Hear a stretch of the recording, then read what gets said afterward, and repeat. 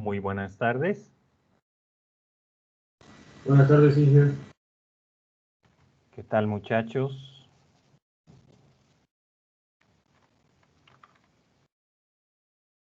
Ok. A partir de este momento estamos iniciando entonces con la grabación para nuestra clase del día de hoy. Voy a notificar a los demás compañeros para que se nos vayan uniendo.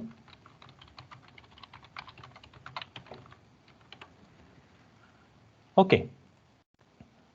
Bien, entonces, en primera instancia vamos a realizar un breve repaso acerca de algunos puntos que estuvimos abordando en nuestra clase anterior.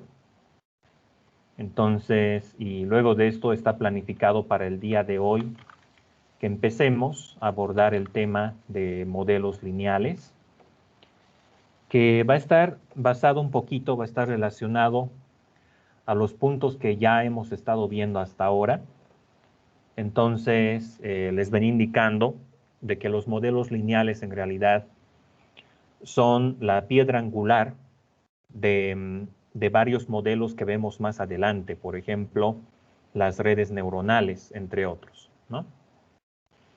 Entonces, lo que tienen en común todos estos modelos es que se encuentran inspirados en torno a las bases que nosotros abordamos en lo que son modelos lineales en general. Entonces, el propósito para la clase de hoy es que vamos a continuar reforzando algunos conceptos que tienen que ver con lo que es diferenciación, principalmente encontrar máximos y mínimos dentro de una función, y luego vamos a empezar a adentrarnos de lleno en este tema de modelos lineales, ¿no? Que es algo que nos va a tener ocupados esta semana, parte de la siguiente también, pero la idea un poquito va a ser acá de que podamos ir fundamentando todos estos aspectos, que los vamos a ver de manera recurrente a lo largo de todo el curso. Siempre que nosotros hablemos, por ejemplo, de una red neuronal o de algún modelo que extiende o que se fundamenta en las características de un modelo lineal, vamos a estar refiriéndonos a los conceptos que ahora vamos a estar pues abordando. Bien, entonces, sin mayor preámbulo, vamos a realizar un breve repaso de lo último que estuvimos viendo en nuestra clase anterior. Entonces, habíamos ingresado al tema de derivadas y de diferenciación como uno de los fundamentos que básicamente le da las bases a lo que es la optimización de varios modelos de, paramétricos que nosotros conocemos, ¿no? Desde los modelos más simples hasta los más complejos, vamos a encontrar que el proceso de su optimización ha de estar basado de una o de otra forma en el uso de derivadas y el cálculo de los máximos y mínimos de una función en particular. Entonces, primeramente estuvimos definiendo los conceptos de máximos y mínimos en el contexto de las derivadas. Habíamos visto algunas fórmulas generales de derivación que se utilizan en diversos escenarios. Y luego de eso, estuvimos viendo este ejemplo. Y bueno, vamos a empezar ahora, de hecho, revisando esto. Yo voy a empezar a hacer algunas anotaciones por acá.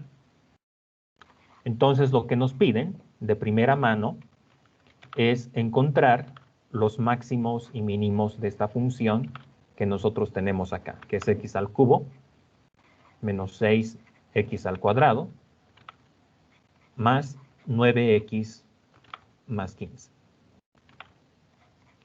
Entonces, ¿qué es lo que nos piden en este caso?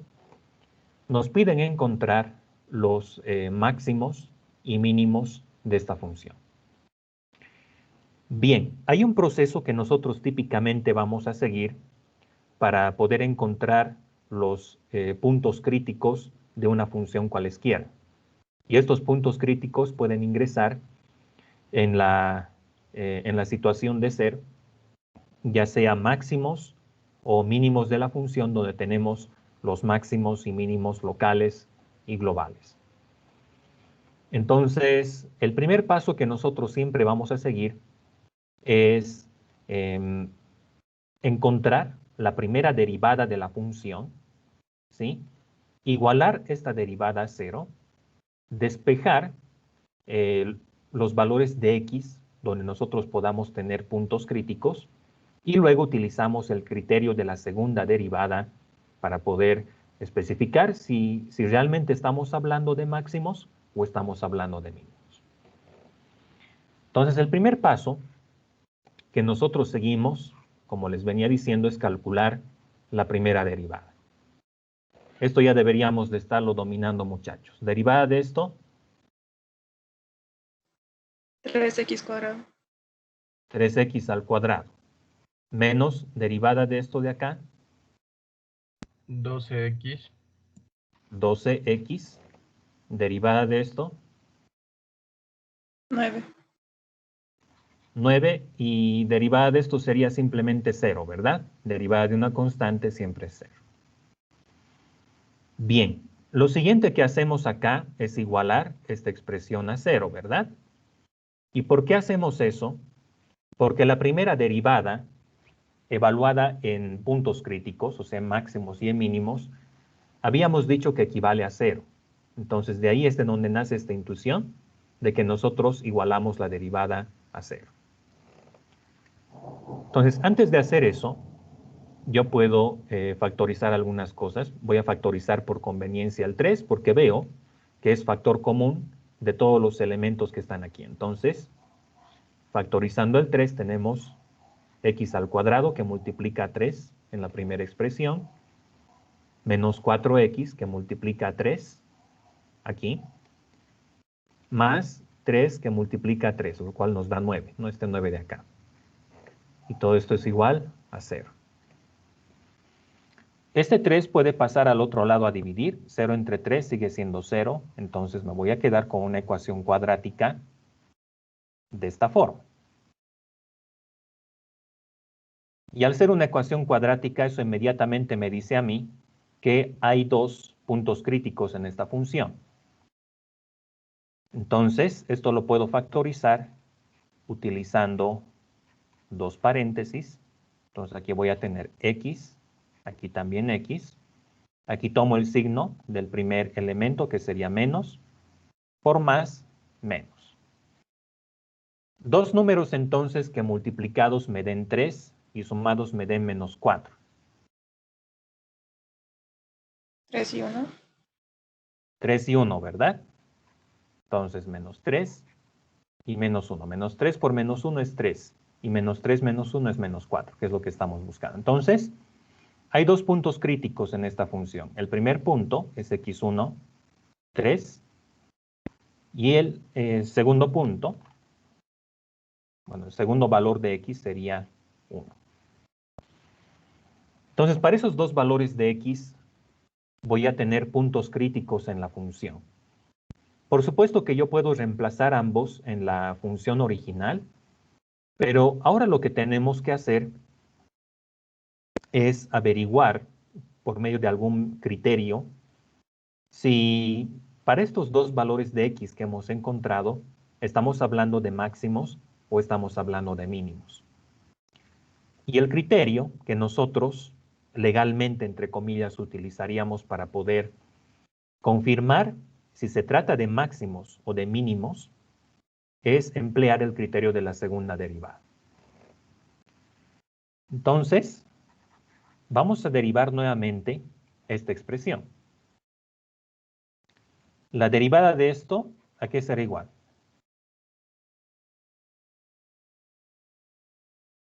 6x menos 12. 6x, ¿verdad? Menos 12. Entonces, ¿qué es lo que tengo que hacer ahora? Reemplazar estos dos valores de x en esta expresión. Entonces, derivada segunda evaluada en 3. Eso va a ser 6. Reemplazo x por 3 menos 12. Y eso me da 18 menos 12, 6 positivo. Reemplazo el otro. Entonces hago y es segunda de 1 y eso va a ser 6 por, y en vez de x coloco 1, menos 12 y eso va a ser menos 6.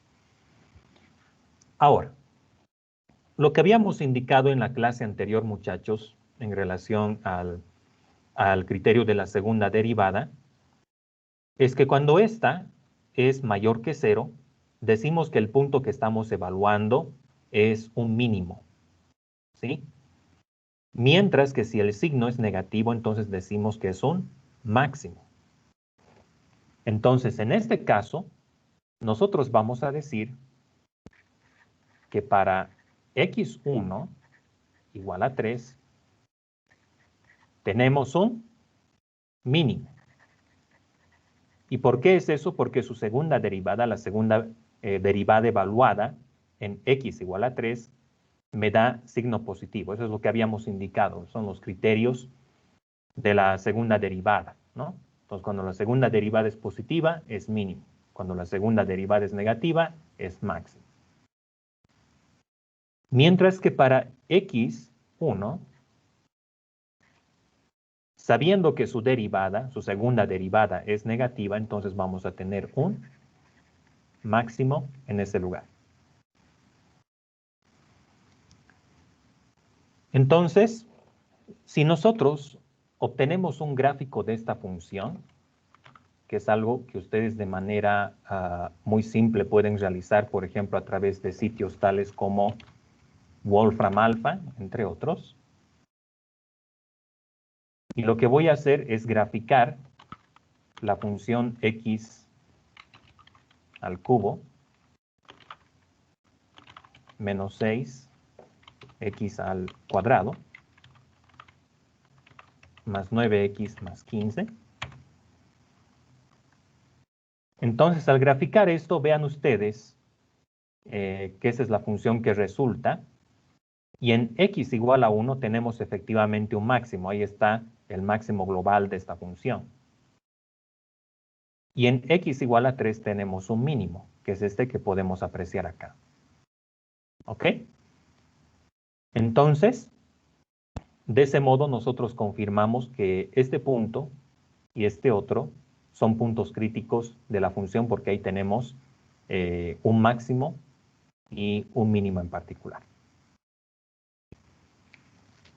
Ok, chicos, hasta acá todo bien por si acaso. Sí, ya.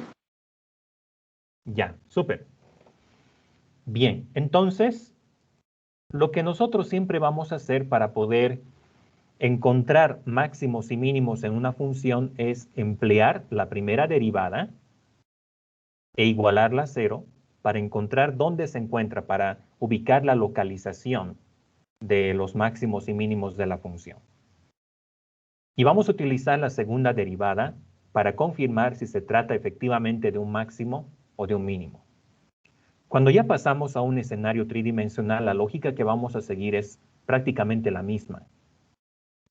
Solo que en lugar de utilizar una segunda derivada, en realidad vamos a utilizar un concepto, un criterio que es el determinante de la matriz hessiana, que es una matriz de segundas derivadas respecto de cada variable, ¿no?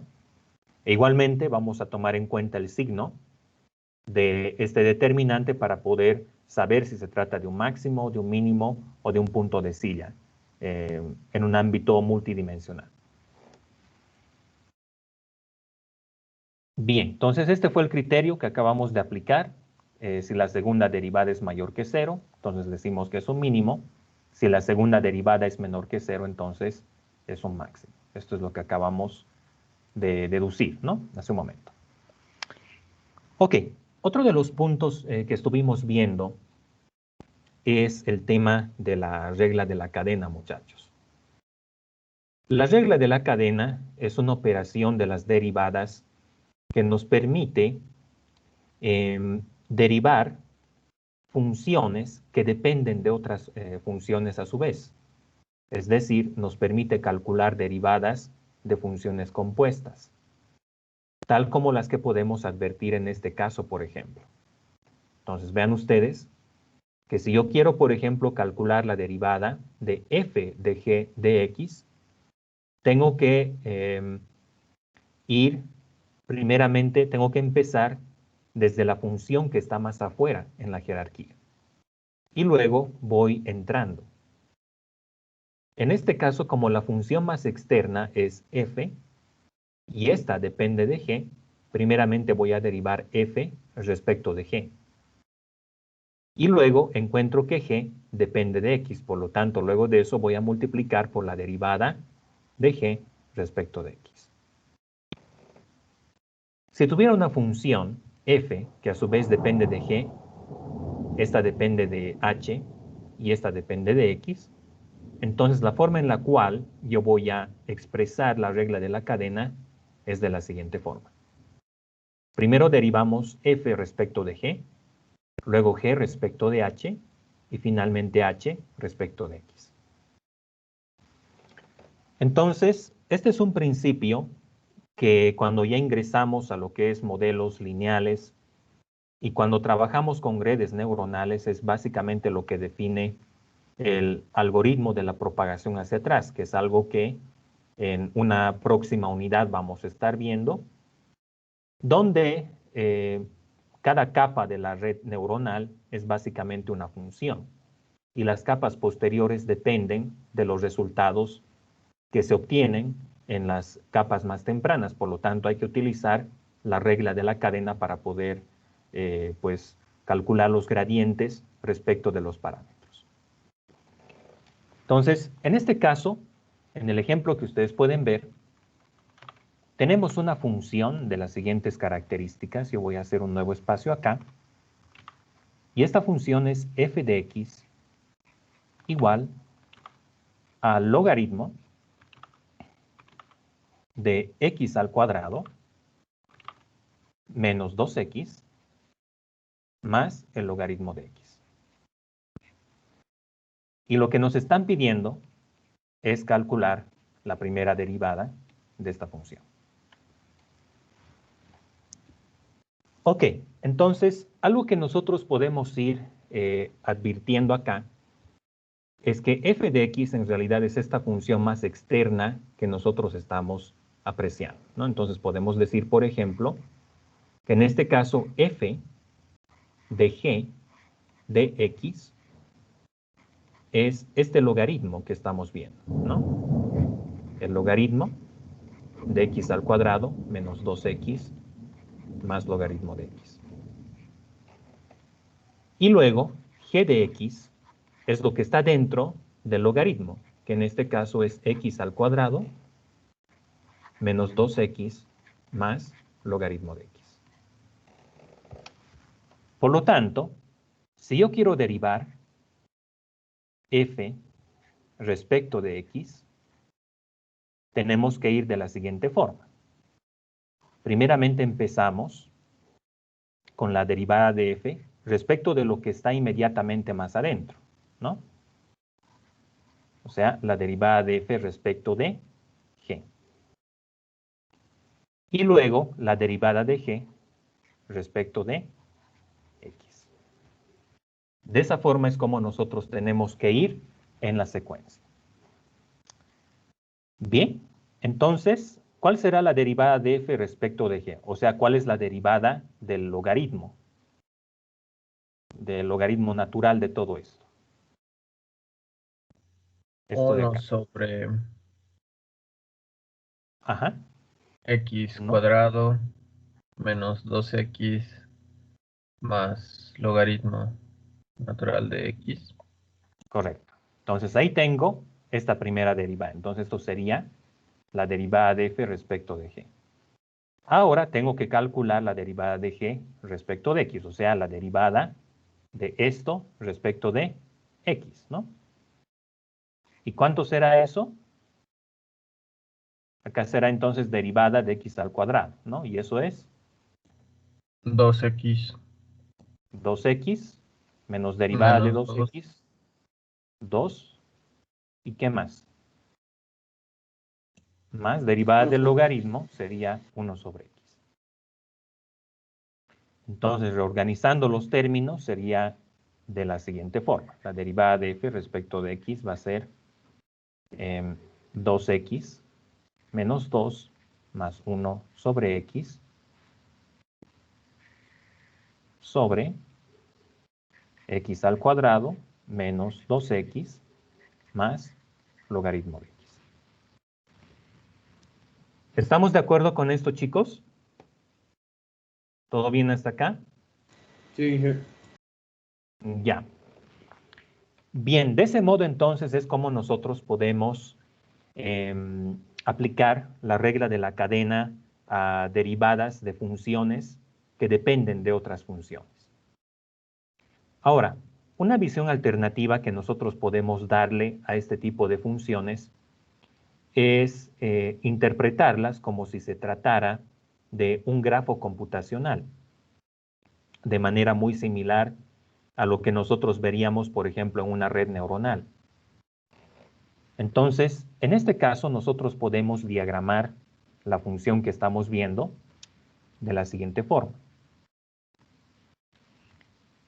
Primeramente vamos a tener un nodo que va a ser, por ejemplo, x al cuadrado. Luego vamos a tener un nodo que va a ser menos 2x. Y luego vamos a tener otro nodo que es el logaritmo natural de x. Entonces, ¿qué es lo que ocurre con estas tres expresiones? Se suman, ¿verdad?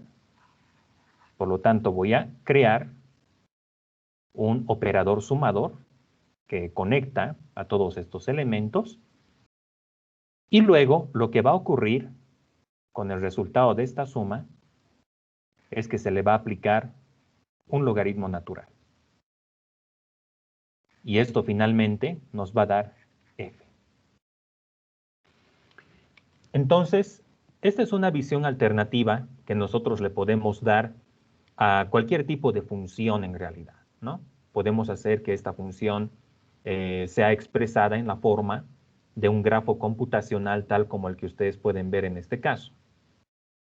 Pero inclusive, lo interesante de esta visión es que podemos fácilmente seguir el rastro. Por ejemplo, aquí nosotros sabemos qué es lo primero que tenemos que derivar. O sea, las derivadas en la regla de la cadena siempre se evalúan desde atrás para adelante. Entonces ya sabemos que lo primero que tenemos que derivar es el logaritmo y luego tenemos que derivar esta suma de x al cuadrado menos 2x y logaritmo de x, que fue exactamente lo que hicimos acá, ¿no? Entonces, este tipo de grafos son los que nosotros típicamente encontraríamos cuando estamos construyendo una red neuronal, ¿sí? Cuando nosotros estamos trabajando con redes neuronales, lo que hacemos en realidad es pues ir tomando los datos que tenemos en nuestro dataset y luego realizamos algún tipo de operación con estos datos, ¿no? Vamos a aplicar una función lineal y luego una función de activación y luego la derivada se tiene que aplicar desde atrás hacia adelante. Y es ahí donde tiene sentido esta intuición acerca de aplicar la regla de la cadena y la propagación hacia atrás en las redes neuronales, ¿no? Porque al fin y al cabo estamos trabajando con nodos computacionales. Y estos nodos, cuando ya hablamos de un modelo paramétrico, tales como las redes neuronales, en realidad van a depender de los pesos que tenemos asociados a las mismas. Bien, hasta acá todo bien, chicos. No sé si tienen alguna consulta por si acaso o alguna inquietud.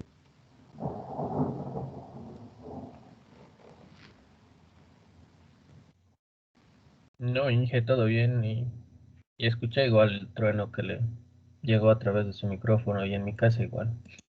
Oh, está lloviendo de hace un buen rato por acá. Perdón, chicos, por el ruido. Ya, bien, entonces tenemos acá algunas funciones para ir practicando. Les recomendaría, chicos, que esto puedan tal vez practicarlo un poquito en el tiempo libre que dispongan. De aquí a unas 2 semanas más o menos ya vamos a tener una primera práctica y va a ser sobre lo que estamos viendo en estas clases, principalmente el tema de modelos lineales, entre otras cosas, ¿no?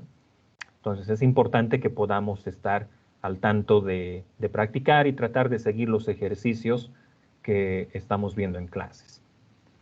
Bien, por cuestiones de tiempo, entonces, yo me voy a mover a lo siguiente, que es el tema de gradientes. El gradiente de una función multidimensional es un vector. En realidad es una derivada que se realiza respecto a cada variable en el sistema multidimensional. Entonces, en este caso, por ejemplo, nosotros tenemos una función f de x, y, que la podemos, por ejemplo, ilustrar de esta forma. Aquí tenemos el espacio tridimensional. Entonces ahí tenemos el espacio tridimensional. Y aquí tenemos x, y y z. En el plano cartesiano, nosotros ilustrábamos y como f de x. En el plano tridimensional, o en el espacio tridimensional, nosotros vamos a identificar z como f de x, y. Porque este eje vertical es función del eje x y el eje y. Entonces, una función tridimensional, por ejemplo, sería de esta forma,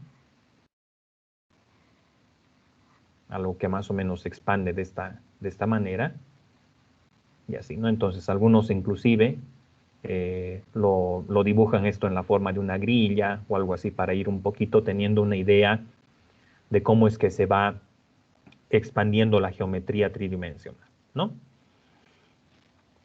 Entonces, al igual que en el caso de las derivadas en una sola dimensión, en este tipo de espacios, nosotros también podemos encontrar los máximos, los mínimos de una función y también los puntos de ensilladura. Entonces, en este caso, nosotros vamos a identificar el vector gradiente de la función f de x, y como un vector cuyos componentes van a ser la derivada parcial de esta función respecto del eje x y la derivada de esta función respecto de y. Entonces, les decía que el vector gradiente, el gradiente en realidad de una función, es un vector que nos dice en qué dirección se da la mayor razón de cambio de una función en particular. Eso es lo que nos dice el gradiente de una función. Y este gradiente va a ser igual a 0 en los puntos críticos, o sea, en los máximos y mínimos de una función determinada. Entonces, ahí hay que utilizar una serie de criterios. Tenemos, por ejemplo, el criterio de la hessiana, que es una matriz de segundas derivadas, donde podemos nosotros ir determinando si es que nos encontramos en un máximo, en un mínimo o en un punto de silla, ¿sí? Que tiene las características que, bueno, dentro de un momento les voy a estar explicando a mayor detalle, pero que básicamente nos ayuda a establecer si nos encontramos en cualquiera de esos escenarios. Suponiendo, por ejemplo, que nuestra función f de x, y sea la siguiente. Vamos a suponer que esto es 2xy más x al cuadrado. Y lo que nos están pidiendo es el gradiente de esta función. Entonces, lo que nosotros tenemos que hacer para poder obtener los elementos que integran nuestro vector gradiente es calcular derivadas parciales respecto de cada eje. Entonces, el primer componente del gradiente va a ser la derivada parcial de esta función respecto de x. O sea, la derivada de esto respecto de x. Entonces, vamos a ir por parte, ¿no? La derivada de este término respecto de x, ¿a qué será igual? Y podemos tomarlo como si fuera una constante, porque no estamos derivando respecto a eso, sino respecto a x. Entonces, la derivada de esto respecto de x, ¿a qué será igual?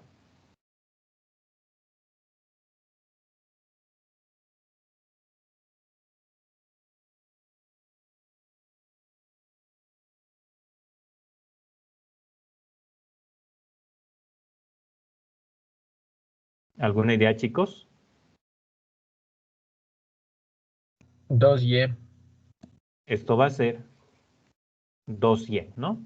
Porque es lo mismo que decir 2y, que sería una constante por derivada de x, y derivada de x es nada más 1. Más, y derivada de x al cuadrado, por supuesto que es 2x. Perfecto. Vamos ahora a evaluar la otra componente. Ahora vamos a derivar la función ya también respecto a y. Entonces, la derivada de este primer elemento respecto de y, ¿a qué será igual? 2x más 2x cuadrado. Va a ser 2x. Y la derivada de x al cuadrado, pero respecto de y es 0, ¿verdad? Porque x respecto de y es una constante. Eso para tener en cuenta, chicos. Entonces, si derivamos x al cuadrado respecto de y, la derivada es 0, porque esta es una constante respecto de y. Entonces, este sería el gradiente que nosotros estamos evaluando. Ahora, el vector gradiente se puede evaluar en un punto en particular. En realidad, nosotros lo podemos evaluar en cualquier punto válido de nuestra función. Por ejemplo, si evaluamos este gradiente en el punto 1, 1, ¿qué es lo que vamos a tener como resultado? X es 1 y Y también es 1. Por lo tanto, el primer componente, ¿a qué será igual?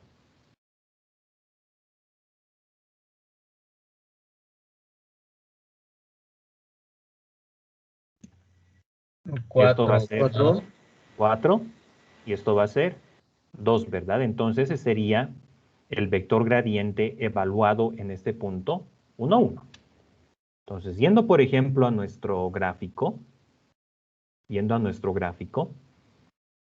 ahí voy a poder ver que el gradiente evaluado en este punto 1, 1 es un vector más o menos de esta forma, ¿no? 4 por cada 4 de x me da 2 de y, entonces va a ser algo más o menos de estas características. Así más o menos va a ser nuestro vector gradiente, ¿no? Bien, entonces, cuando nosotros evaluamos el vector gradiente en diferentes puntos de la función, lo que hacemos en realidad es generar un espacio de vectores, ¿sí? Y cada uno de estos vectores nos va a decir en qué dirección está la mayor variación posible de la función que estamos evaluando. En este caso, en 1, 1 podemos ver que la variación es de 4 en x y 2 en y, que es básicamente lo que nos da la información que nos aporta este vector. Entonces, eso de hecho nosotros podemos advertirlo acá en el gráfico que ustedes pueden ir apreciando.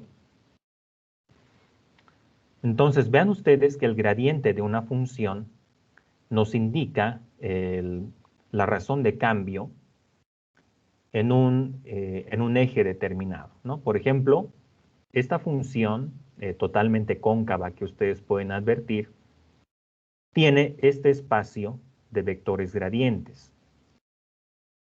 Y cada uno de estos vectores nos dice en qué dirección está la mayor razón de cambio posible.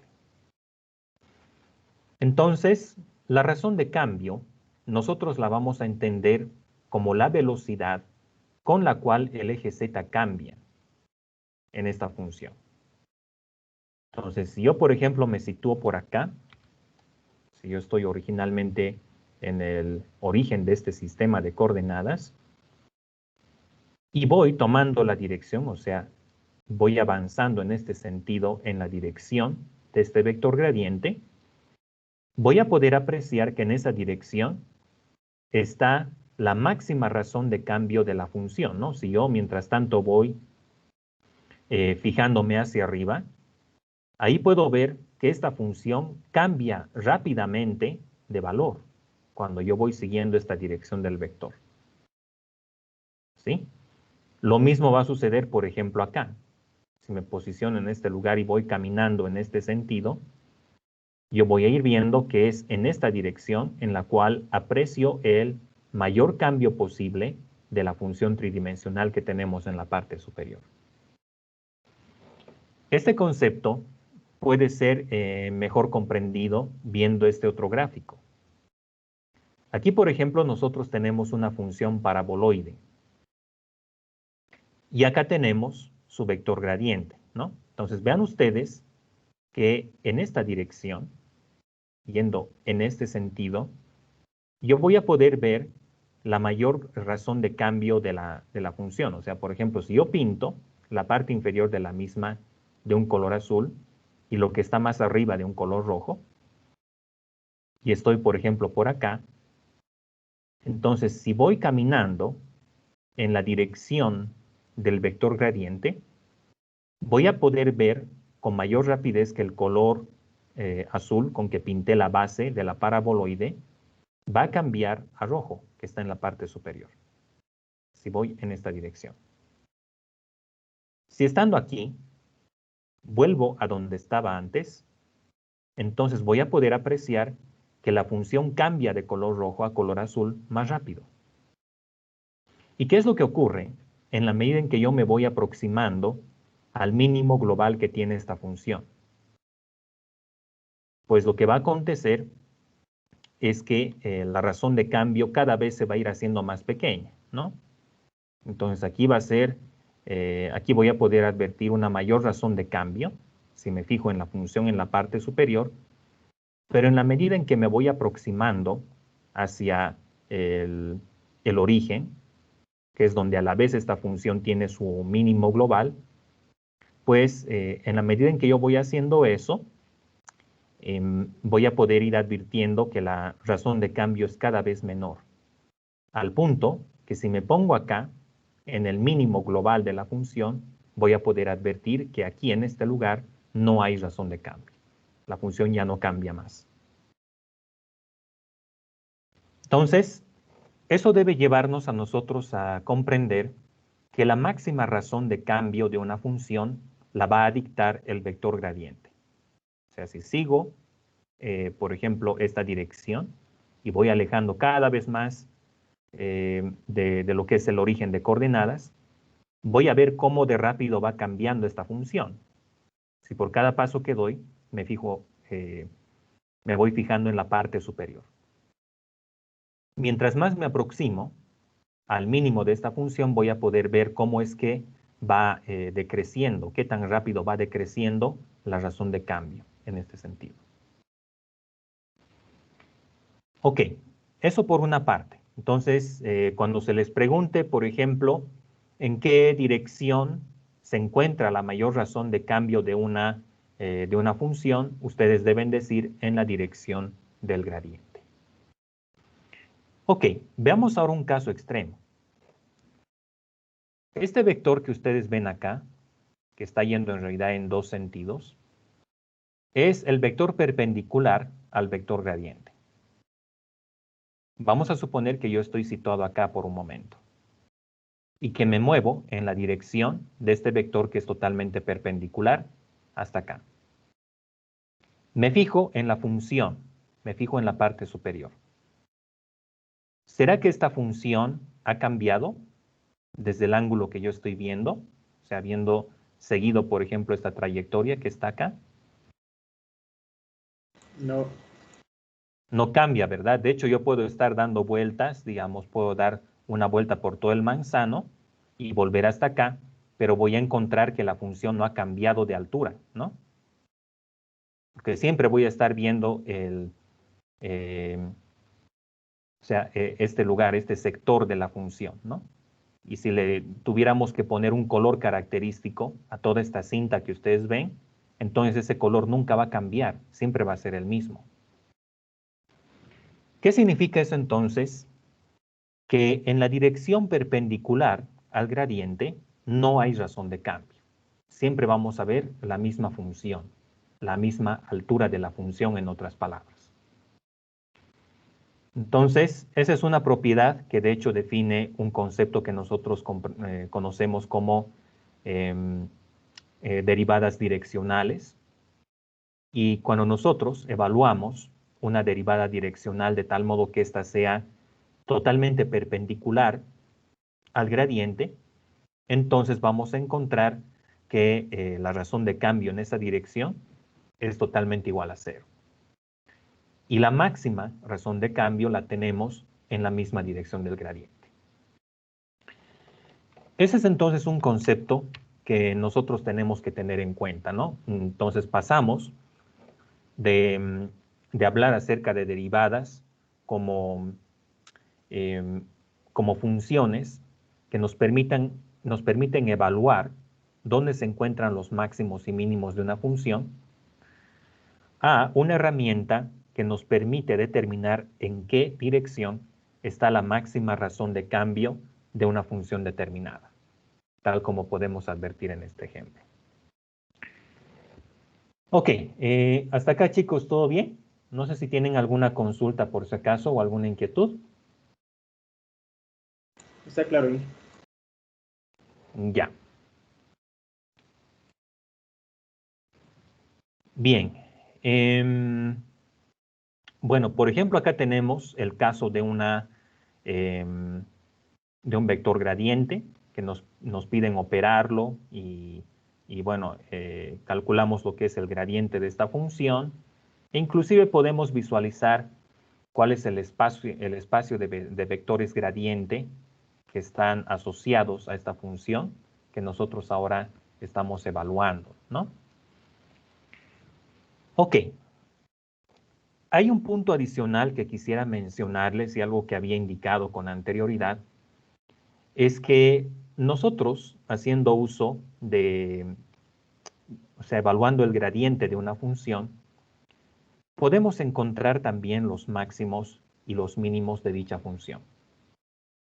Sin embargo, en el ámbito tridimensional, nosotros vamos a tener algunos casos especiales también.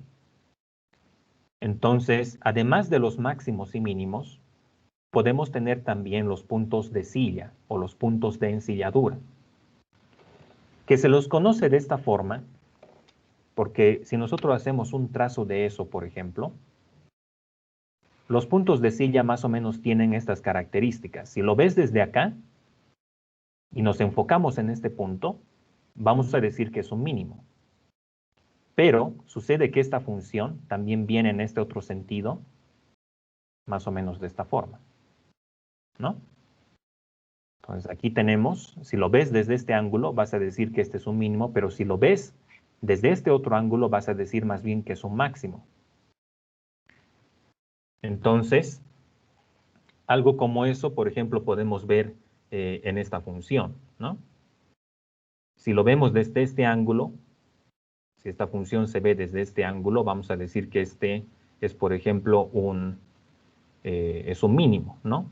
Pero si lo ves desde este otro lado, vas a ver que este es más bien un máximo. O sea, no se decide, ¿no? No es ni mínimo ni máximo, es como la silla del caballo.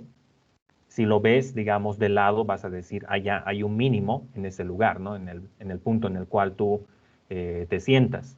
Pero si lo ves desde atrás, vas a decir que es más bien un máximo, ¿no? Entonces, es la matriz hessiana la que nos permite evaluar si estamos en cualquiera de estos tres escenarios. Si se trata de un máximo, de un mínimo o bien de un punto de ensilladura. Y nuevamente vamos a hacer uso de del criterio, por ejemplo, de que si es menor a 0 y si se cumple esta condición, vamos a decir que es un punto de silla, y si es mayor que 0, entonces vamos a evaluar cualquiera de las segundas derivadas para poder especificar si se trata de un máximo o de un mínimo. Entonces, nada más para referencia de ustedes, yo voy a anotar eso por acá. La matriz hessiana es una matriz que está compuesta por los siguientes elementos. Tenemos acá la segunda derivada de la función respecto de x. Y acá tenemos la segunda derivada respecto de y. Aquí vamos a tener la derivada primeramente respecto de x y luego respecto de y de la función. Y aquí vamos a tener la derivada primeramente respecto de y luego de x de dicha función. Entonces, esto que yo estoy anotando acá es lo que conocemos como matriz hessiana.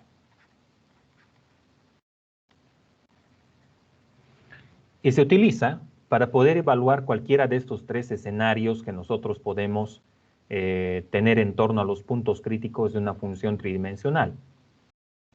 Poder determinar si se trata de un máximo, de un mínimo, o bien de un punto de ensilladura. ¿Sí? Entonces, lo que nosotros hacemos es básicamente evaluar el determinante de esta matriz, que va a ser, bueno, acá vamos a tener el producto de la segunda derivada respecto de x por la segunda derivada respecto de y, menos la derivada primeramente respecto de x y luego respecto de y todo esto elevado al cuadrado. Entonces, cuando esto es mayor que 0, nos encontramos en el escenario de que sea un máximo o un mínimo, y va a depender de este componente decidir si se trata efectivamente de un máximo o de un mínimo según corresponda. Pero si es menor que 0, entonces vamos a decir que estamos evaluando un punto de silla en particular.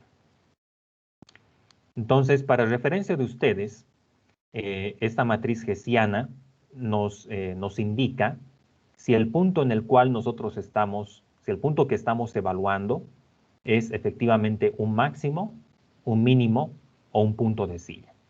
Esa es la principal labor. Pero en el fondo, lo que estamos haciendo, al igual que en las derivadas en una sola dimensión, es que estamos evaluando o estamos haciendo uso del criterio de la segunda derivada, en este caso, en un escenario multidimensional, para poder establecer si un punto crítico que nosotros estamos evaluando es efectivamente un máximo, un mínimo o algún punto de ensilladura por ahí. Ok, no sé si hasta acá tienen por si acaso alguna consulta, chicos, o alguna inquietud. Inge, si es menor a 0, directamente es un punto de ensilladura, ¿no? Sí.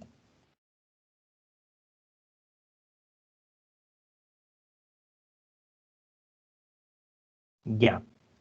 Bien, esa última terminología que les menciono va a ser útil en todo caso si ustedes, por ejemplo, encuentran en la literatura que se evalúa la matriz hessiana para algún criterio en particular o inclusive como parte de algún método de optimización. Entonces nosotros sabemos que una matriz hessiana está compuesta por las segundas derivadas de una función respecto de x, respecto de y de manera cruzada también. O sea, primero derivas respecto de x la función y luego respecto de y. Y de ese modo tú puedes encontrar lo que son los puntos críticos o todo aquello que tú desees obtener.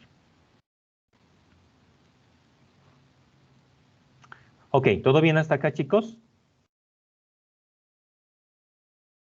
Sí, ya. Ya. Con eso entonces vamos a ir cerrando esta primera parte eminentemente conceptual para ir introduciendo conceptos que los vamos a estar viendo de manera recurrente a lo largo de la materia. Vamos a ingresar entonces ahora rápidamente a la siguiente sección, donde nos vamos a enfocar enteramente en las características de los modelos lineales. Entonces, se les llama modelos lineales por un motivo. Los modelos lineales tienen la característica de ser funciones que requieren de un conjunto de parámetros, requieren que se optimice un conjunto de parámetros para poder realizar predicciones por sí mismos. Y la razón por la cual nosotros los vamos a denominar modelos lineales es porque se trata de combinaciones lineales de parámetros que nosotros queremos optimizar. Y ahí esencialmente lo que nosotros vamos a tener es dos cosas esenciales. Vamos a tener los pesos del modelo, por una parte, y por otro lado vamos a tener también el bias, que es lo que va a determinar el desplazamiento de nuestro modelo lineal, ¿no? Entonces, hay una expresión que nosotros de manera recurrente vamos a estar viendo que define los modelos lineales en general, y es una expresión que nosotros vamos a encontrar empezando de la regresión lineal y que lo vamos a ver posteriormente también en lo que es la regresión logística y finalmente también las redes neuronales.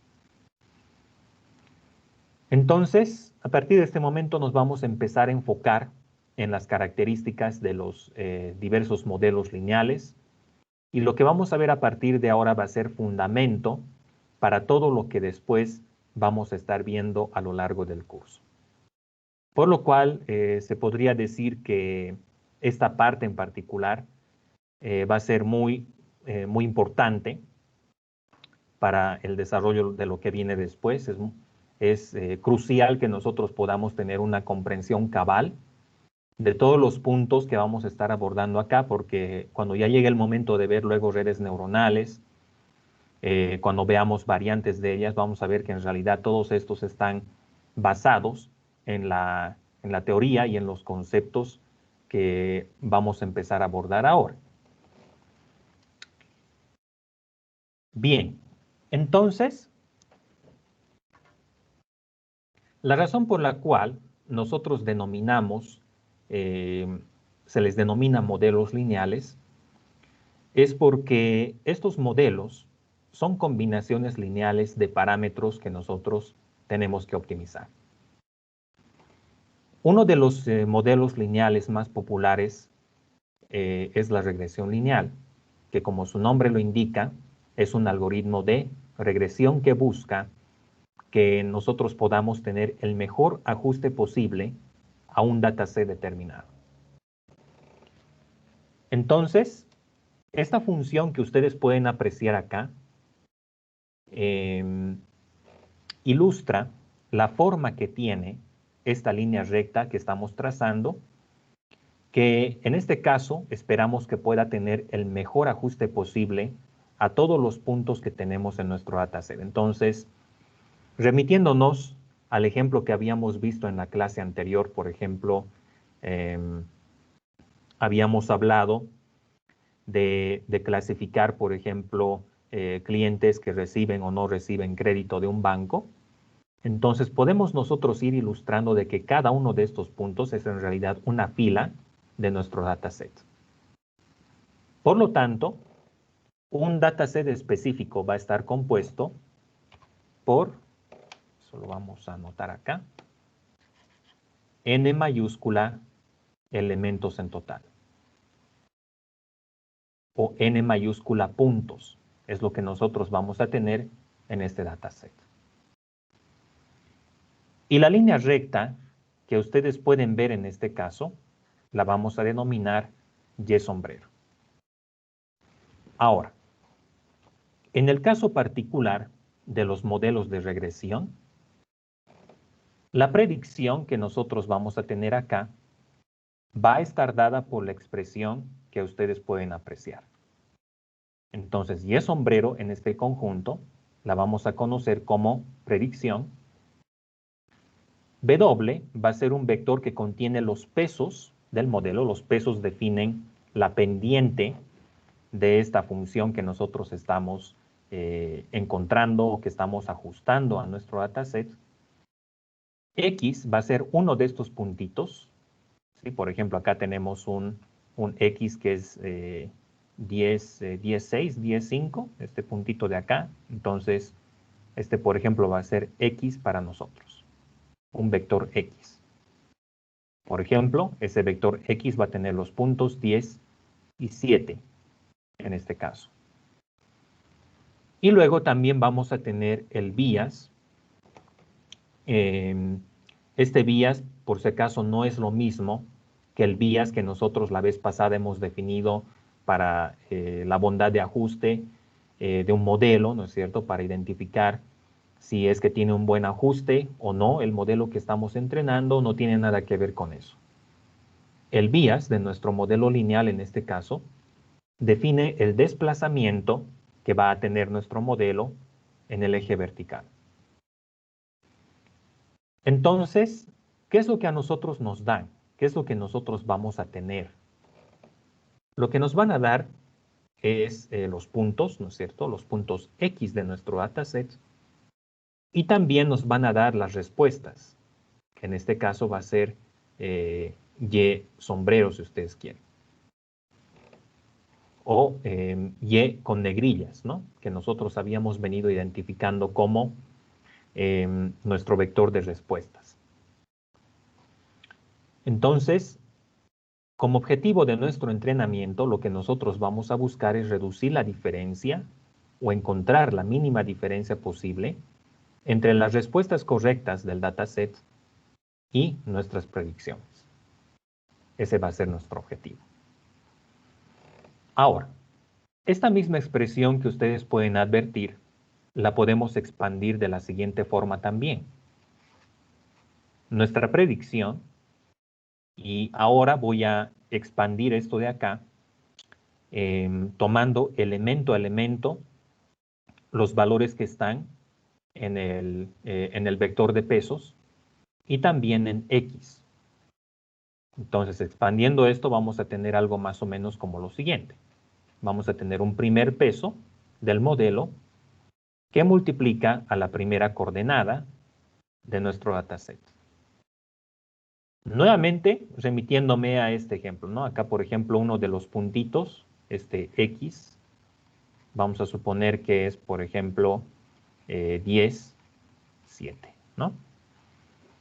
Entonces, para cada uno de los componentes de nuestro punto, vamos a tener un peso, ¿no?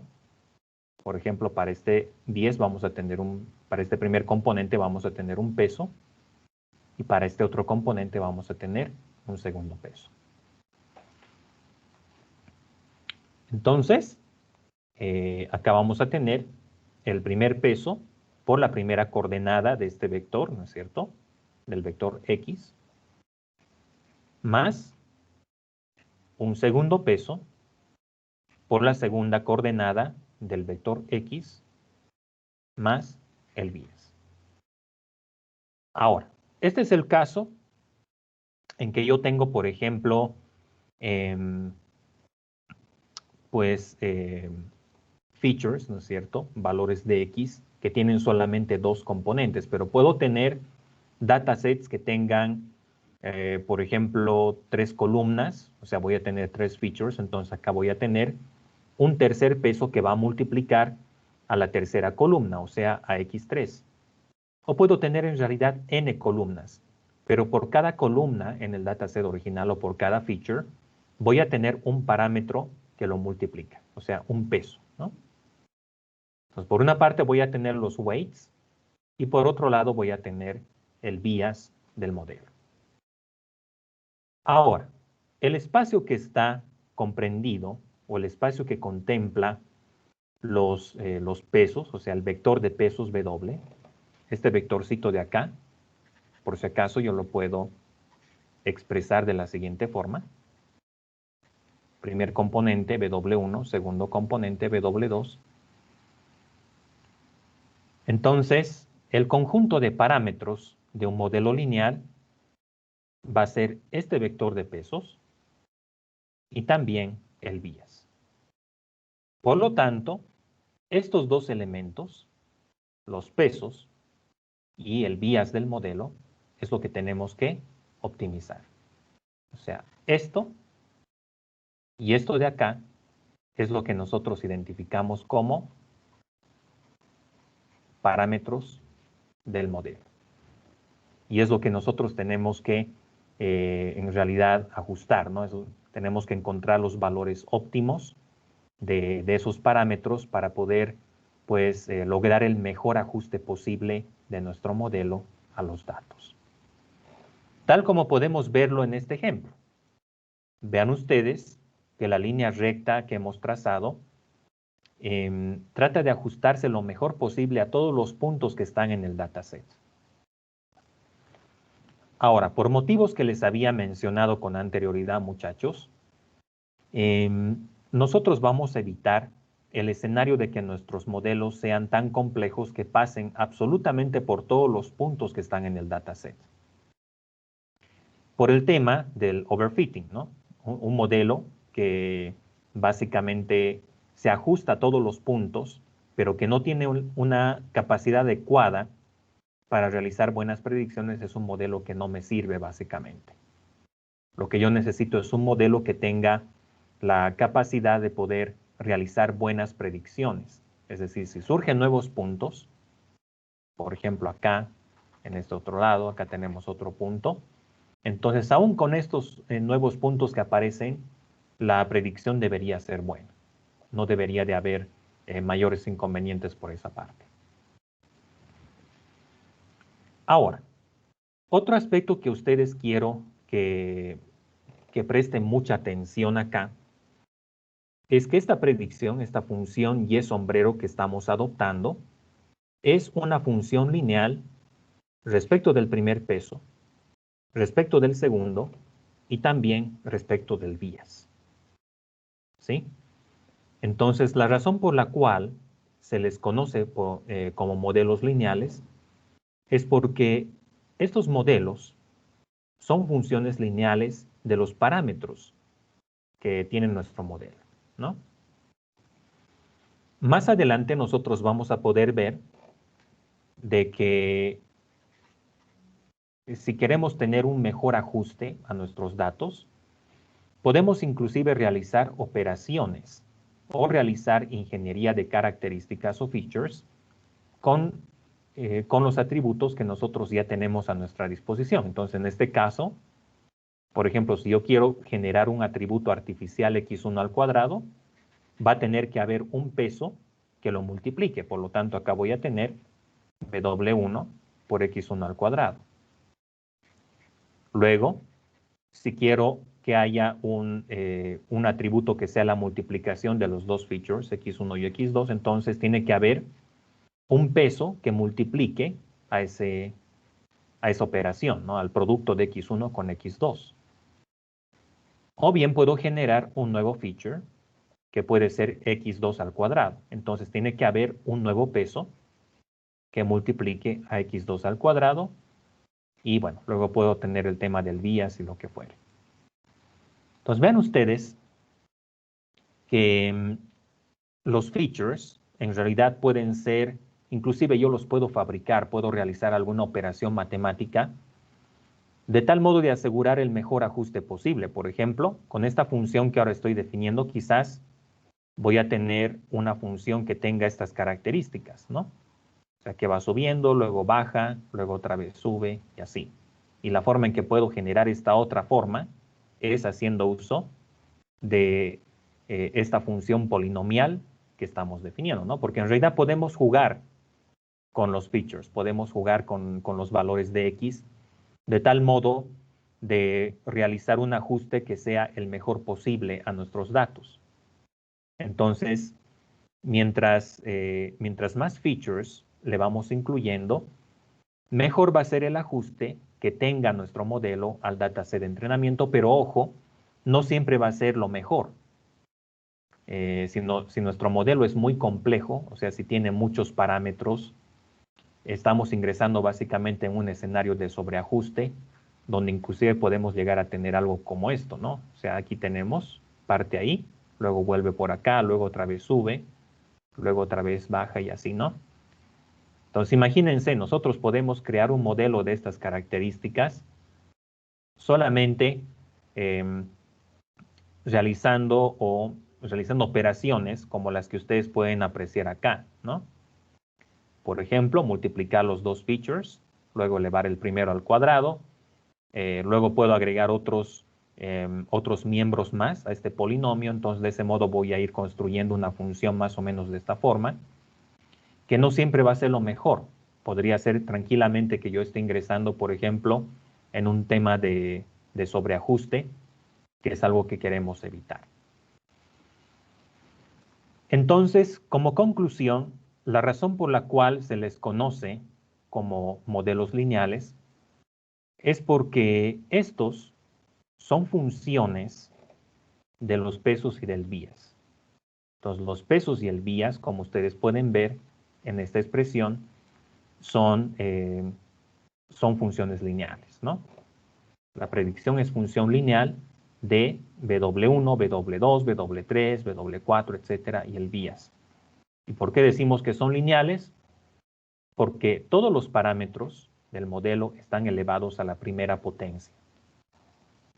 Por eso es que decimos que estas son funciones lineales respecto de cada parámetro que tenemos en nuestro modelo. Bien, hasta acá por si acaso no sé si tienen alguna consulta, chicos, o alguna inquietud.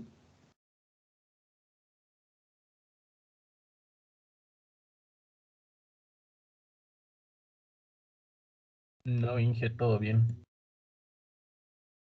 Ya. Entonces, este concepto y la expresión general de los modelos lineales, como les digo, es algo que vamos a ver ahora y lo vamos a seguir viendo después. Se va a ver expresiones que van a tener este tipo de producto, los pesos por un vector de datos que nos dan, más el bias. Esto siempre vamos a ver. Cuando ingresemos a redes neuronales va a ser lo mismo. Nuevamente vamos a ver esto de acá, ¿no? Y, independientemente de la arquitectura que utilicen, sean redes convolucionales, recurrentes, etcétera, o las variantes de estas, al final siempre vamos a ver expresiones de estas características. Ok, bien, eso para darles entonces una definición general de los modelos lineales. Y aquí viene un tema muy importante que a la vez quisiera hacer referencia para introducir notación adicional. Los modelos lineales los vamos a clasificar para propósitos de este curso en modelos de regresión y de clasificación. Hace un momento hemos visto la expresión general del modelo de regresión que tenía esta forma, ¿no es cierto?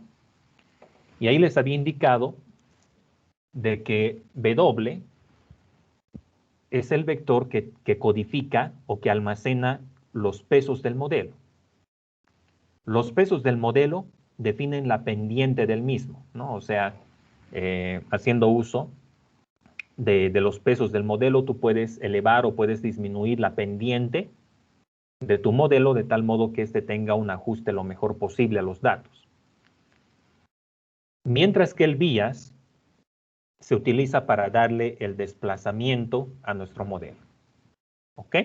Esa es la principal intuición.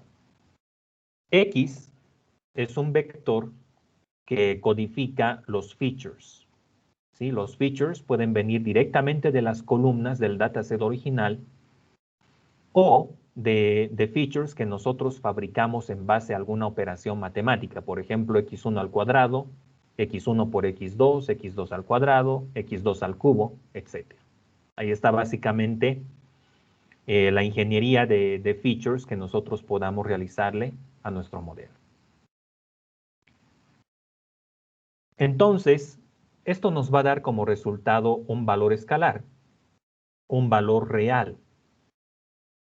que va a ser nuestra predicción en el caso de los modelos regresivos.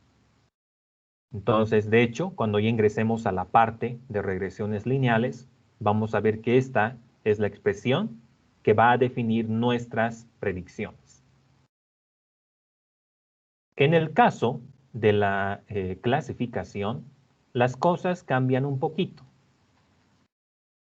En realidad, esta predicción, esta linealidad que ustedes pueden ver, tiene que pasar por una función de activación. Entonces, en un escenario de clasificación binaria, esta función de activación que vamos a utilizar es la función sigmoidal que se expresa de esta forma, que va a ser sigma de W transpuesta por X más B. Entonces, esto nos va a dar como resultado, y aquí quiero preguntarles, chicos, ¿cuál es el rango de la sigmoidal, por si acaso?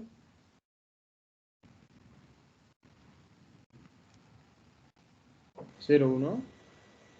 Correcto, está comprendida en el rango de 0 a 1, por lo tanto, podemos decir que es una probabilidad, ¿verdad? Porque las probabilidades están comprendidas en este rango de 0 a 1. Entonces, la forma en que vamos a denotar la predicción en este caso es, cuando estamos en un escenario de clasificación binaria, es de esta manera. Vamos a decir que la predicción es una probabilidad, ¿sí? Que es dada por la función sigmoidal. Y esa probabilidad la vamos a ilustrar de esta forma. La probabilidad de la respuesta dados los datos, o dados los parámetros, perdón. Donde θ es la variable que definía nuestro conjunto de parámetros, en este caso, el vector de pesos y el vías. Entonces, de este modo, nuestra predicción, en el caso de una clasificación binaria, se constituye en una probabilidad, un valor que está comprendido entre 0 a 1. Entonces, ahí vamos a tener algunos puntos de corte. Por ejemplo, si esta probabilidad está comprendida entre 0 y 0.5, entonces vamos a decir que pertenece a una categoría. Y si es mayor que 0.5, vamos a decir que pertenece a la otra categoría. Y de ese modo vamos a poder pues decidir si algún dato pertenece a un set o al otro dataset. Por otra parte, vamos a tener la clasificación multiclase o multicategoría. Y la diferencia principal respecto al escenario anterior de la clasificación binaria es que aquí, en lugar de utilizar una función sigmoidal, como en este caso, vamos a utilizar más bien una función softmax, que es lo que luego vamos a pasar a definir, ¿no? Entonces, de manera similar a lo anterior, esto lo vamos a ilustrar en la forma de una probabilidad, pero vean ustedes cómo cambia la notación. En este caso, la sigmoidal nos daba como resultado un solo valor comprendido entre 0 y 1. La softmax nos va a dar como resultado un vector de varias probabilidades. Por lo tanto, la probabilidad conjunta de todas las predicciones la vamos a interpretar de esta forma. La probabilidad del vector Y dados los parámetros del modelo, ¿no? Así es como nosotros leemos esta probabilidad de acá. Y esa va a ser nuestra predicción. Bueno, en realidad, el mayor valor que resulte de esto va a ser nuestra predicción, según lo que vamos a ir viendo más adelante, ¿no? Cuando ya llegue el momento de ver la regresión logística, sus características y sus extensiones, vamos a estar pues ingresando a los pormenores de cómo trabajan estas dos funciones de activación, la sigmoidal y la softmax. Ok, ¿hasta acá todo bien, chicos? Sí, todo claro.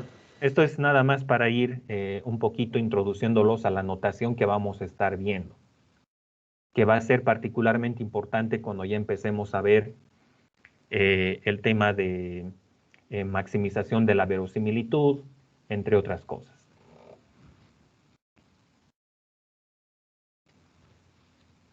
Bien, entonces hablando un poquito acerca de cuál es el proceso de entrenamiento de los modelos lineales. Al final de cuentas, lo que nosotros hacemos cuando estamos entrenando un modelo lineal es un ajuste de curvas. En el caso de un modelo de regresión, lo que vamos a hacer es encontrar una curva que se ajuste a los datos que tenemos en nuestro dataset.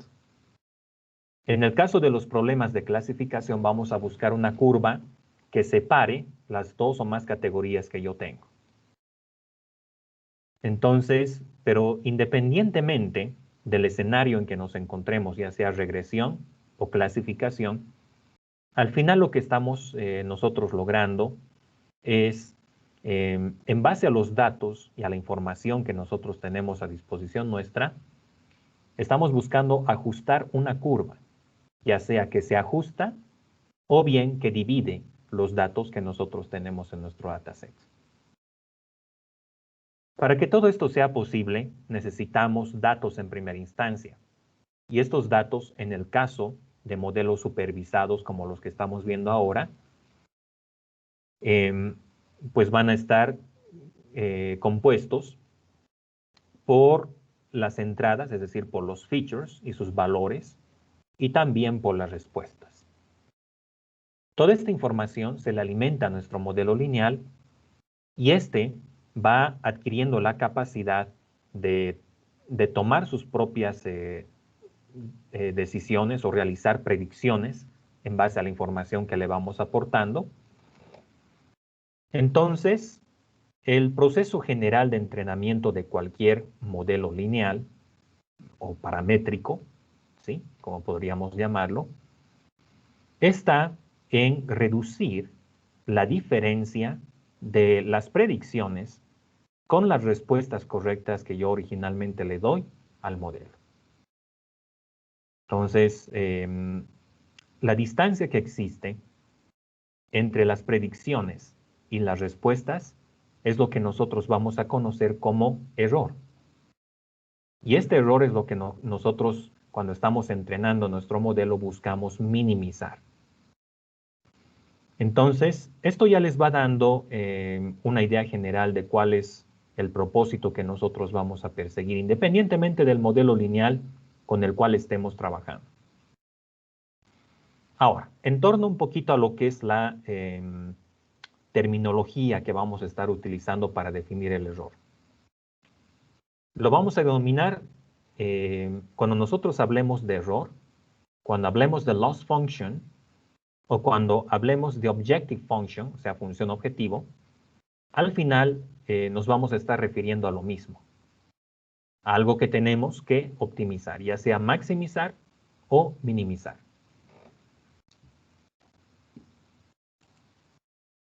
Bien, eso nos lleva entonces a empezar a definir las características de la regresión lineal. Un modelo lineal por naturaleza, donde la intuición general va a estar en encontrar una curva que se ajuste lo mejor posible a nuestros datos. Y aquí debemos tener cuidado cuando hablo de ajuste de curvas. Tenemos siempre que tener en cuenta el trade-off que existe entre el bias y la varianza, es decir, crear un modelo que tenga un ajuste bueno a los datos, en el sentido en que si yo voy introduciendo o voy evaluando nuevos datos con este modelo, voy a tener buenas predicciones. O sea, puntos que originalmente no estaban en el set de entrenamiento, voy a tener buenas predicciones. Si nosotros entrenamos un modelo que tiene sobreajuste, este no va a tener buenas predicciones.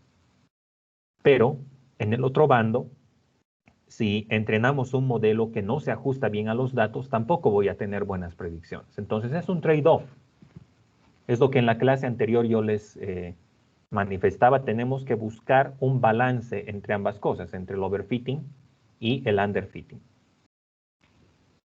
Entonces, esta curva que nosotros vamos a ajustar a nuestros datos tiene una relación matemática de estas características. Entonces va a ser el producto de un vector de pesos por los datos más el bias. Ya les venía diciendo que el vector de pesos del modelo definen la pendiente del mismo, ¿no? Definen básicamente qué tan horizontal o qué tan parado va a estar, mientras que el bias define el desplazamiento de nuestro modelo. Sea, por ejemplo, esta línea recta que ustedes ven en el gráfico. Supongamos que ese es el modelo de nuestro mejor ajuste.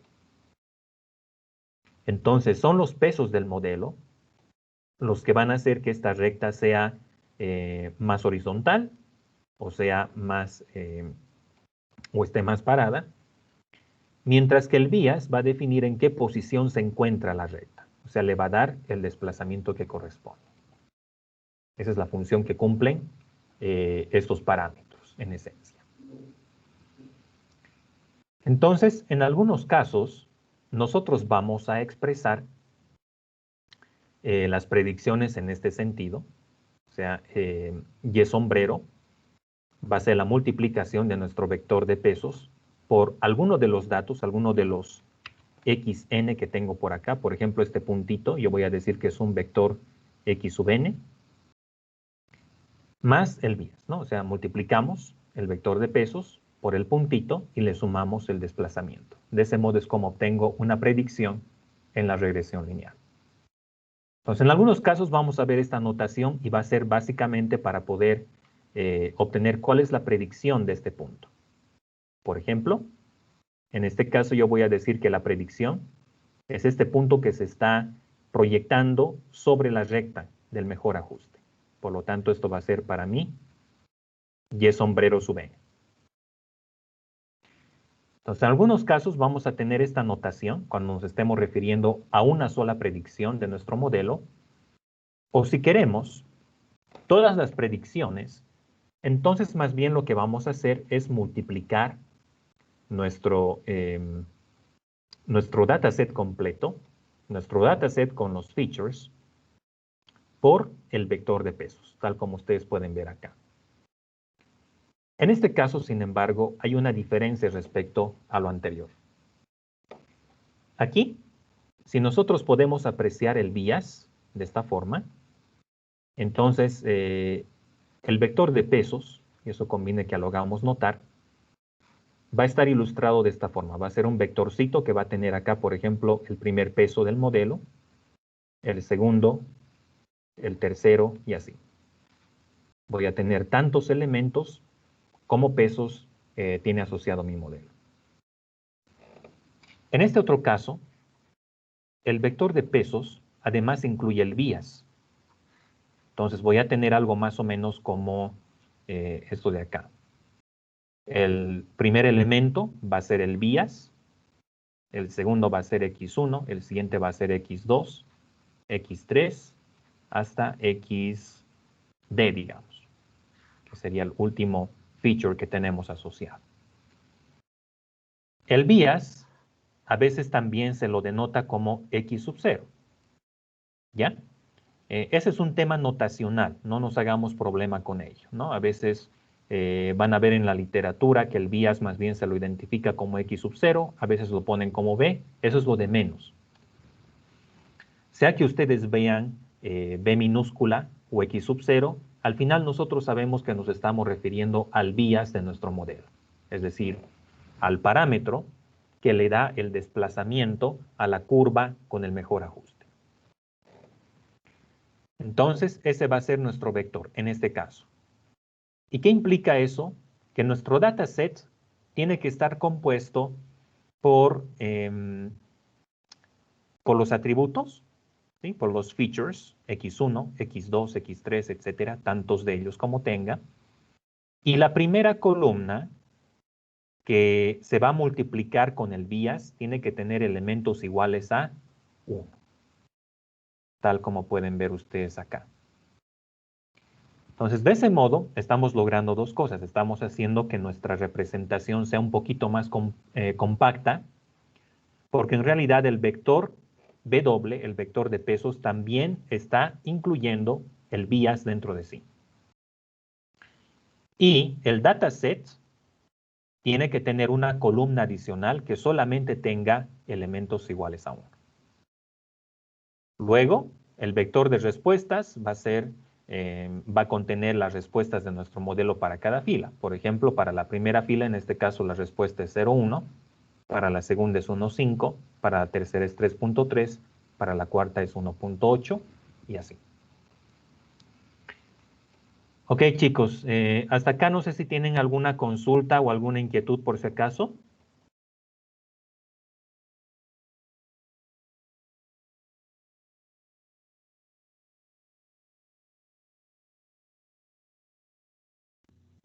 No, Inge, todo bien. Todo claro. Ya. Ok, vamos a seguir entonces.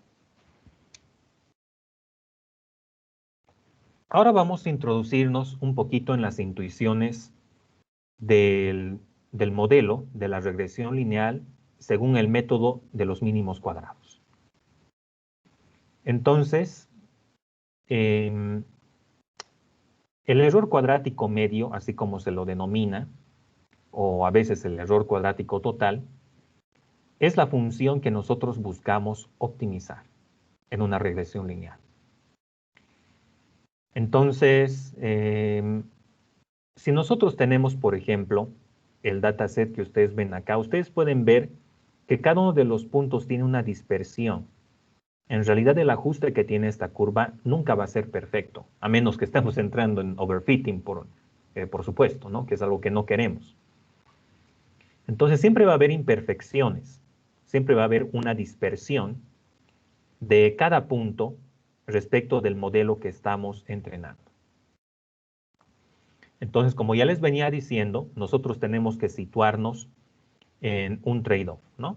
O sea, que no tengamos ni sobreajuste, es decir, un modelo que pasa absolutamente por todos los puntos del dataset, o bien algo que no se ajusta bien a nuestro conjunto de datos. Tenemos que situarnos en un punto medio entre ambos escenarios. ¿Y qué implica esto? De que no todas las predicciones van a ser perfectas.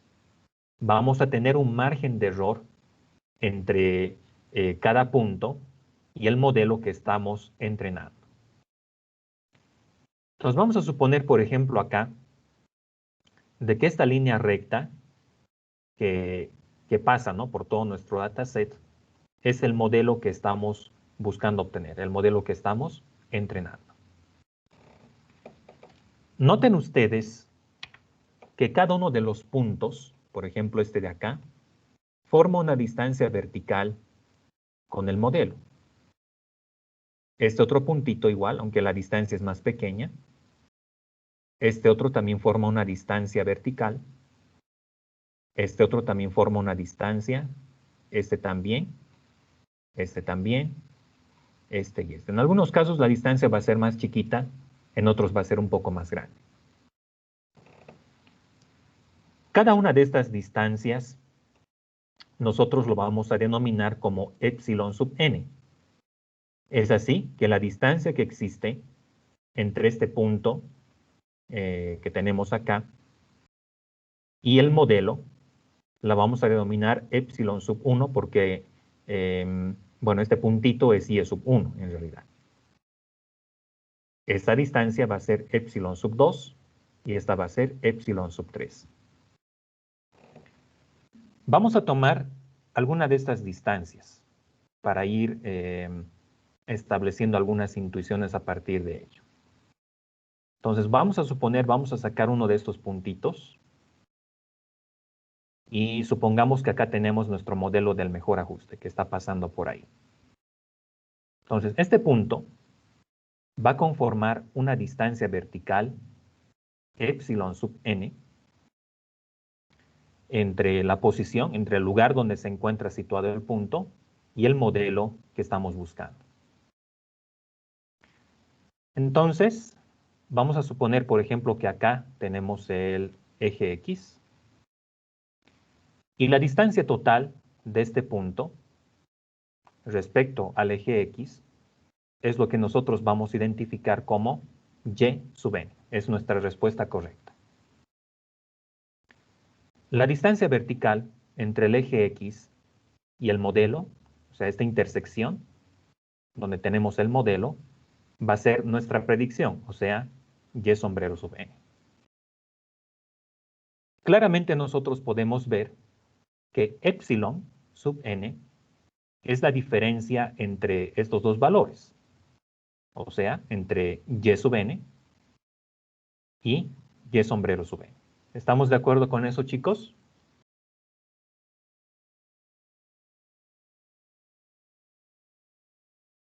Sí. Sí, Ya. Entonces, ¿qué es lo que acontece acá? Una primera intuición que yo puedo tener es ya, entonces, por ejemplo, lo que quiero es minimizar la suma de todos estos epsilons que tengo acá, ¿no? O sea, sumo este epsilon, sumo este otro, sumo todos ellos y voy a decir que ese es el error total del modelo, ¿no? Pero hay un problema con eso, chicos, y es que algunos epsilons van a ser positivos, como en este caso, y otros van a ser negativos, o sea que van a estar apuntando hacia abajo, ¿no?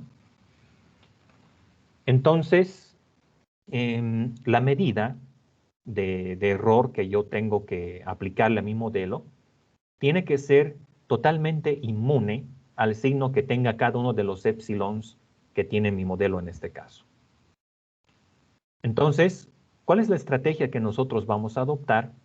Vamos a elevar estos epsilons al cuadrado, toditos ellos. Y luego, para obtener el error total del modelo que estamos optimizando, lo que voy a hacer es que voy a sumar todos los epsilons elevados al cuadrado. Y esa es la expresión que ustedes pueden advertir acá. Eso es lo que nosotros conocemos como el error cuadrático de la regresión lineal.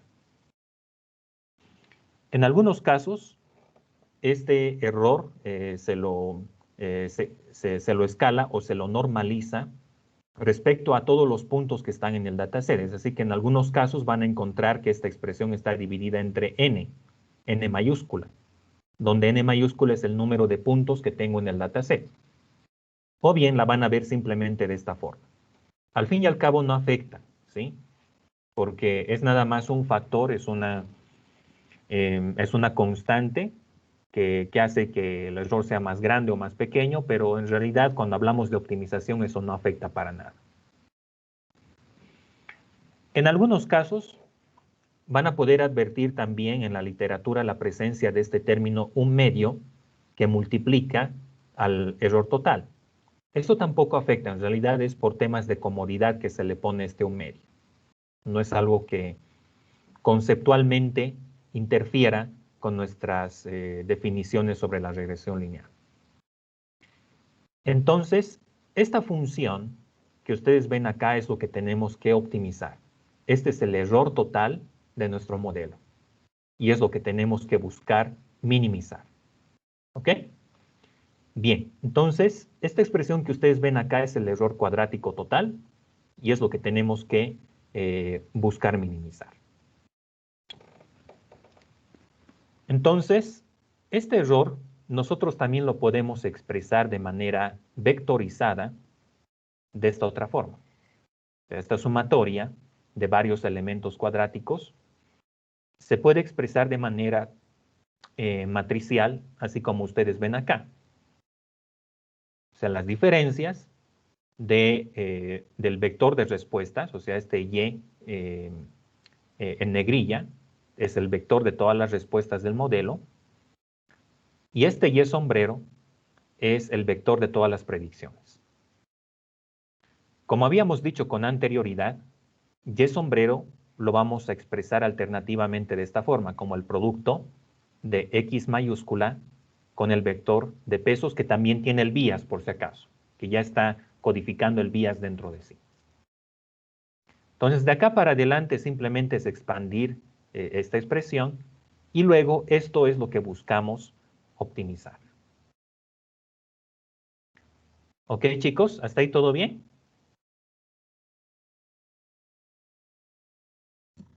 sí, Inge. Ya. Entonces, yo voy a ir anotando esa expresión acá en el espacio de escritura.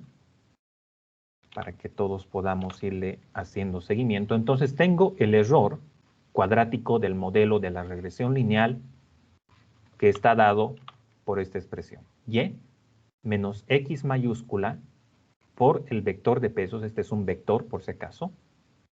Y este también es un vector, el vector de las respuestas. Esto transpuesta por Y menos X por W. Entonces, en el caso de la regresión lineal, yo puedo de manera analítica, o sea, directamente, encontrar una solución para lo que es el mínimo de esta función. O sea, aquí ya se aplican los conceptos de derivadas que les decía al principio, chicos. Lo que tengo que hacer para encontrar el error mínimo, o sea, el error cuadrático mínimo de la regresión lineal, es que tengo que derivar esta expresión respecto de los parámetros del modelo. Eso implica de que yo tengo que calcular el gradiente e igualarlo a 0, despejar los parámetros y de ese modo voy a tener el óptimo que estoy buscando. Esta función de error, si ustedes la grafican, tiene un solo mínimo global, o sea, tiene más o menos esta forma. Tiene un solo mínimo global que es este de acá. ¿Ok? Eso nada más como referencia. Y por eso nosotros podemos alternativamente entrenar una regresión lineal por medio del método del gradiente descendente, que es algo que luego vamos a ver. Pero primeramente nos vamos a enfocar en la solución analítica de la regresión lineal. Entonces, como les venía diciendo, para encontrar este mínimo global de la función de error, tengo que aplicar derivadas y tengo que igualarlas a 0. Entonces, en este caso, lo que yo voy a hacer es que voy a calcular el gradiente de este error respecto de los parámetros, del set de parámetros W. Bien, a pesar de que estos son vectores, las reglas de derivación tradicionales se siguen aplicando por si acaso. Entonces, esto con esto de acá es como si yo estuviera elevando al cuadrado la función y menos x por w. ¿Sí? Entonces, la derivada de algo que está elevado al cuadrado, ¿a qué será igual?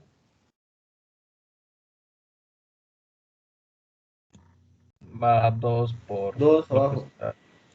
2 veces ese algo, ¿verdad? Entonces va a ser 2 veces y menos x w transpuesta.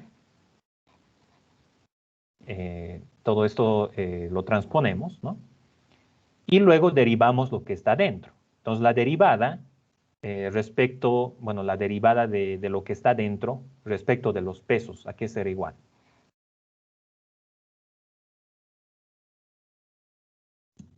Noten X. ustedes que esta es una constante, ¿verdad? El vector de predicciones podemos asumir que es una constante.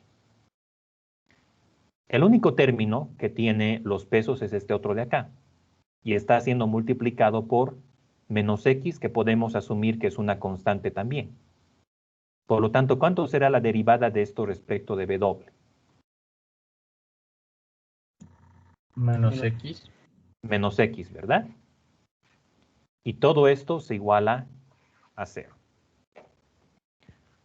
Ok, entonces, las constantes que multiplican a toda esta expresión, por ejemplo, acá este 2 con este 2 se va.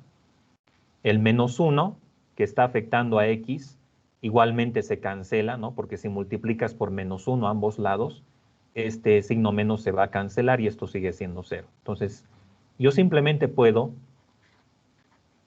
denotar esta expresión de la siguiente forma. Y menos x por w transpuesta por x. Y esto es igual a 0. Entonces, ¿recuerdan ustedes esta identidad, chicos, de las matrices donde AB es igual a B transpuesta por A transpuesta, todo esto transpuesta?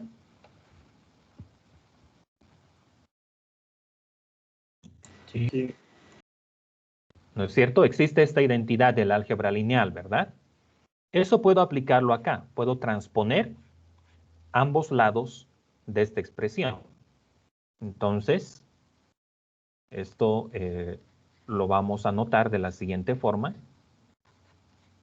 So, transpuesta por X. Y 0 transpuesta sigue siendo 0. No afecta en nada eso.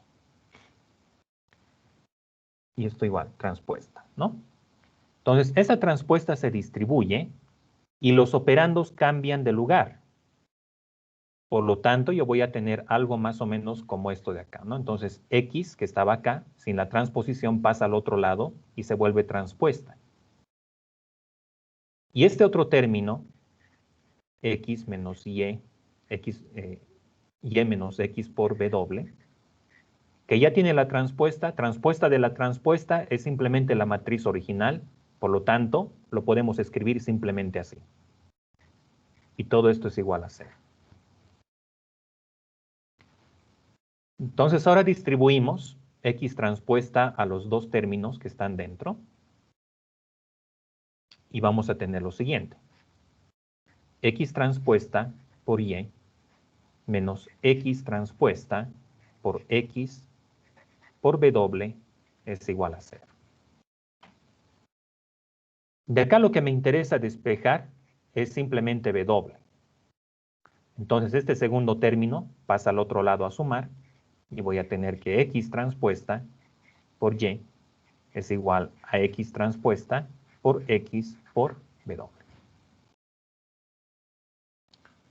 Ok, entonces, este término de acá, este X transpuesta X, está molestando, ¿verdad?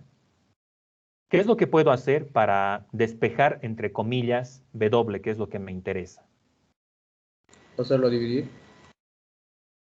No, pero esta es una matriz, ¿verdad? Me convendrá multiplicar a ambos lados por X transpuesta X a la menos 1.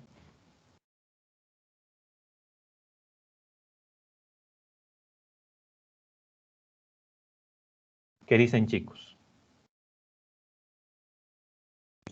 Sí, porque sería el recíproco y se cancelaría.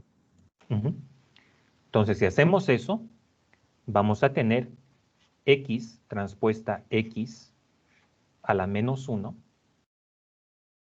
por X transpuesta por Y, esto en el miembro izquierdo, es igual a X transpuesta X a la menos 1 por X transpuesta X por W.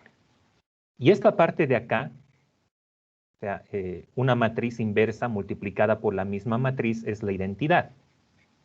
Y la identidad multiplicada por cualquier cosa es simplemente el operando, ¿no? En este caso, la identidad multiplicada por el vector de pesos va a ser simplemente el vector de pesos. Entonces, de aquí, despejando, finalmente vamos a tener que W es X transpuesta X a la menos 1 por X transpuesta por Y. Y esa es la solución, entonces, de la regresión lineal por el método de los mínimos cuadrados. ¿Sí? Entonces, ¿qué es lo que esto nos da a entender? De que el método de mínimos cuadrados tiene una solución analítica.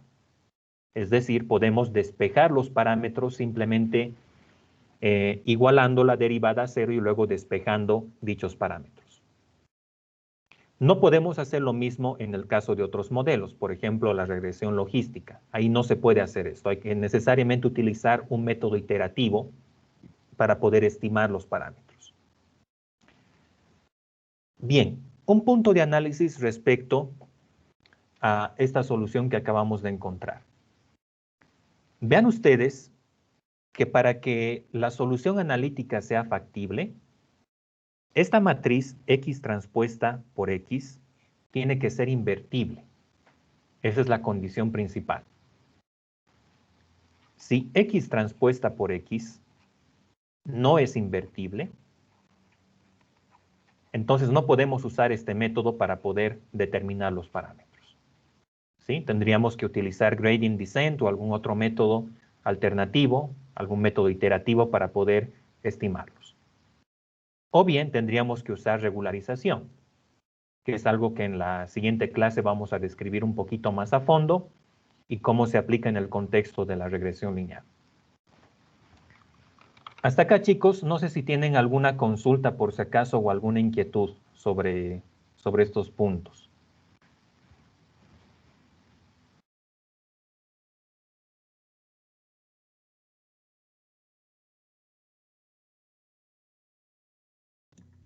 No, ¿Todo bien, Inge, todo. muchachos? Ya. Ok, entonces aquí vamos a quedar para nuestra clase del día de hoy. Lo siguiente que voy a pasar a hacer es que voy a verificar la lista. Entonces, chicos, me van a prestar atención un ratito.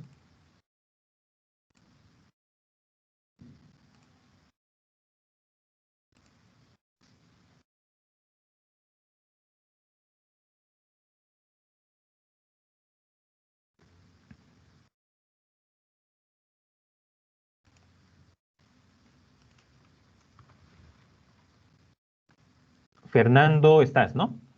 Sí, Inge, Fernando presente. Alba. Ok. Andrés, también estás.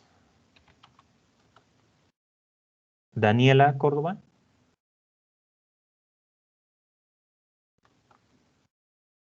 Eric Galleguillos.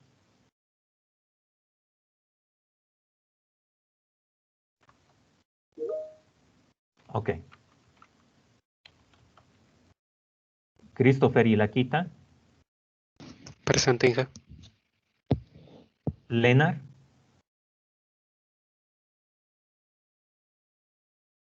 Lenar Lima está. Brian López. Presente, Inge. Eduardo Mercado. Presente, Inge. Johan Prado. Presente, Inge. Dora, estás, ¿no? Inge, presente. Se están recortando, Inge, no sé si soy yo. Ok. Lenar, te estoy anotando. Y José Alejandro. Presente, José Inge. Alejandro, bien. Ok.